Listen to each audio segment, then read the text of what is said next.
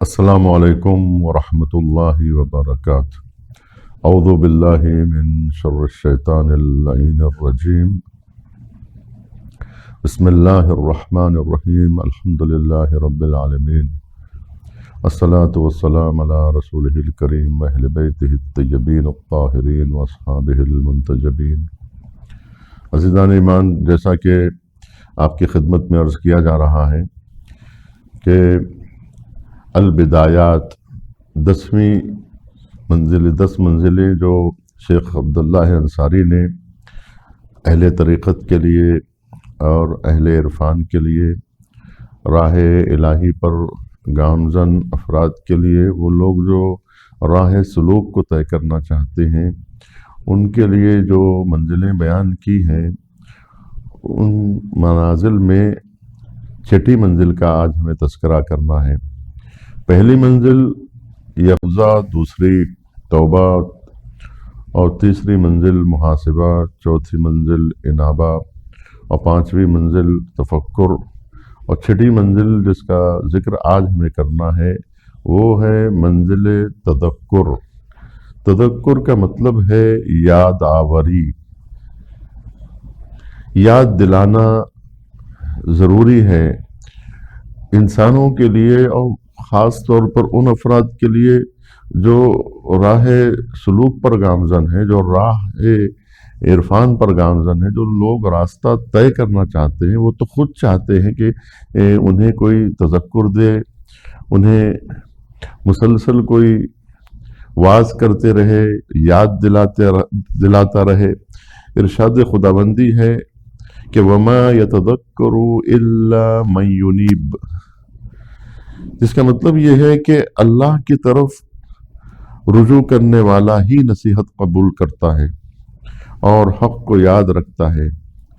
اس آیہ کریمہ میں بنیادی طور پر اہل انابہ فقط وہی افراد ہیں جو تذکر سے استفادہ کرتے ہیں، یعنی تذکر کا مرحلہ انابہ کے بعد ہے۔ اسی طرح تذکر کو تفکر کے بعد قرار دیا گیا ہے کہ منزل تفکر میں سالک حقیقت کو دریافت کرنے کی فکر میں لگا رہتا ہے، یہاں تک کہ جب منزل تذکر پر پہنچ جاتا ہے، منزل تذکر پر پہنچنے کے بعد اسے حقیقت مل جاتی ہے، اور حقیقت کی بنیاد اس بات پر ہے کہ انسان واعظ و نصیحت سے استفادہ کرے اور انہی تذکرات سے عبرت حاصل کرے۔ تیسری بات یہ ہے کہ ثمرے تفکر تک رسائی پیدا کرے۔ تذکر شجر تفکر کا گویا میوہ ہے، بس اگر شجر تفکر کا میوہ تذکر نہ بن سکے تو اس کا کوئی فائدہ نہیں۔ اس لیے ضروری ہے کہ ان امور کے ذریعے شجر تفکر کو ثمر آور بنایا جا سکے۔ چنانچہ بڑے بڑے علماء اور ہمارے زہاد، یہاں تک کہ ہمارے بزرگان علم و دانش، کہا جاتا ہے کہ مرحوم شیخ انصاری جو خاتم المجتہدین سمجھے جاتے تھے اور مجتہد اعظم تھے اپنے دور کے، وہ اپنے شاگرد سید علی شوشتری جو فقہ میں ان کے شاگرد تھے اور اصول میں ان کے شاگرد تھے، وہ ہفتے کے آخر میں درس اخلاق کہا کرتے تھے۔ تو شیخ انصاری کا معمول یہ تھا کہ وہ اپنے شاگردوں کے ہمراہ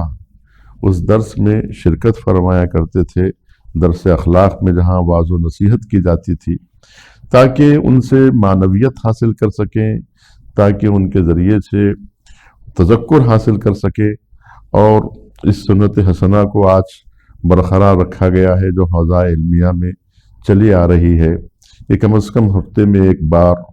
طلاب بلکہ علماء، مدرسین محفل واعظ و نصیحت اور درس اخلاق میں شریک ہوں، تاکہ قبر کی منزل، برزخ کی منزل، قیامت کی منزل ان کے لیے آسان ہو سکے اور اس کی یادآوری ہو سکے، جو دلوں کو گرمائے اور دلوں میں حرارت پیدا کر سکے۔ سالک کو چاہیے کہ وہ دنیا کی بے وفائی، طاغیوں کی عاقبت، یہ ان چیزوں سے عبرت حاصل کرے ہٹلر اور جو ہے چنگیز اور نامعلوم صدام جیسے ظالموں کے انجام سے عبرت حاصل کرے اور بصیرت انسانی کے پیش نظر راہ حق کو طے کرتا رہے، دنیا طلبی سے اجتناب کرے، اور اسی طرح سے سالک کے لیے یہ ضروری ہے کہ وہ ان منازل کو طے کرے جہاں دنیا طلبی سے پرہیز ہو، حد سے زیادہ بیجا تعلقات سے گریز کرے، بیجا توقعات سے دوری اختیار کرے، اور اسی طرح پرخوری اور شکم شیری سے بھی اجتناب کرے تاکہ وہ منازل تک پہنچ سکے جو دنیاوی چیزیں جو اس کے لیے مانع ہوتی ہیں۔ تذکر آج کے زمانے میں ختم ہو چکا ہے۔ آج ہمارے پاس وعظ و نصیحت کی محفلیں نہیں سجائی جاتی، یا ماں باپ کی وعظ و نصیحت کو اور ان کے تذکر کو بھی انسان قبول نہیں کرتا ہے، بزرگوں سے تذکر لینا تو اب دور کی بات ہو گئی، اور اس طرح کا جو معمول ہے آج ہمارے پاس معاشرے میں نہیں دیکھا جاتا، جس کی وجہ سے جو مشکلات پیش آ رہی ہیں۔ تذکر مسلسل اس کی ضرورت پڑتی ہے، جیسے انسان کو پتہ ہے کہ ہمیں صبح اٹھنا ہے لیکن الارم کی ضرورت پڑتی ہے تاکہ انسان کو کوئی متوجہ کرے۔ جیسے کوئی ڈرائیور ہو اور وہ شاہراہ پر چلا جا رہا ہو، سڑک پر دوڑ رہا ہو، تو ایسے وقت میں اسے سائن بورڈ کی ضرورت ہوتی ہے، اسے بار بار جو ہے بتانے کی ضرورت ہوتی ہے کہ تمہیں کس شہر کی طرف جانا ہے، کدھر مڑنا ہے، اور کتنی رفتار میں تمہیں جانا ہے۔ یہ سب کی یادآوری جو ہے اسے مسلسل ضروری ہے۔ یہ علم سے ہٹ کر ہے، دیکھیے انفارمیشن سے کچھ نہیں ہوتا ہے، معلومات سے کچھ نہیں ہوتا ہے۔ معلومات ایک الگ چیز ہے، آپ کو معلوم ہے کہ مجھے کدھر جانا ہے، لیکن کیسے جانا ہے، کس رفتار میں جانا ہے، کدھر مڑنا ہے، اس کی جو ہے عملاً جو ہے ضرورت پڑتی ہے۔ وعظ بہت ضروری ہے، نصیحت بہت ضروری ہے۔ سنا جاتا ہے اور کتابوں میں لکھا ہے کہ شیخ جعفر کاشف الغطاء جو اتنی عظیم شخصیت تھی، وہ کہتے ہیں کہ مجھے نصیحت حاصل ہوئی ایک ایسے موالی اور غنڈے سے کہ جو بازار میں اور سڑک پر جو ہے وہ کھڑا ہوا تھا، میں راستے سے گزر رہا تھا، اور شیخ جعفر شستری شیخ جعفر کاشف الغطاء فرماتے ہیں کہ میں راستے سے گزر رہا تھا کہ کسی موڑ کے نکڑ پر ایک ایسا لوبالی اور اس قسم کا ایک موالی شخص، جسے غنڈا کہا جاتا ہے، ویسے افراد جو سے ملاقات ہوئی۔ وہ فرد جب شیخ جعفر کاشف الغطاء کو دیکھتا ہے تو کہتا ہے کہ جیسا میں ہوں ویسا دکھائی دے رہا ہوں، کیا آپ بھی ویسے ہی ہیں جیسے دکھائی دے رہے ہیں؟ جب یہ بات شیخ کاشف الغطاء کو سننے کو ملتی ہے تو وہ بہت گھر آ کے رنجیدہ ہوتے ہیں اور رونے لگتے ہیں کہ اس نے کیسی نصیحت کی، کیا واقعی میں ویسا ہوں جیسے دکھائی دیتا ہوں؟ اس نے یہ کہا تھا کہ میں جیسا ہوں ویسا تو دکھائی دے رہا ہوں، میرا حلیہ، میرا لباس، میرا اسٹائل، میرا رکھ رکھاؤ خود بتا رہا ہے کہ میں ایک موالی ہوں، میں ایک لاپرواہ انسان ہوں،